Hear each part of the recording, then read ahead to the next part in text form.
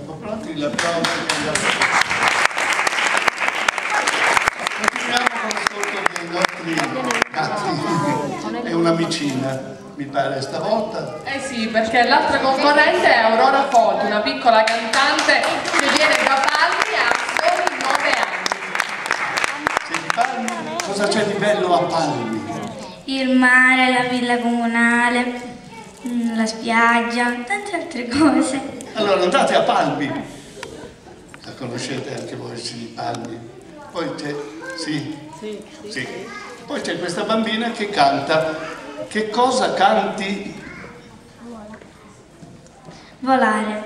Volare, un altro omaggio al mio carissimo amico Domenico, che io chiamavo Mimmo come tutti, Modugno.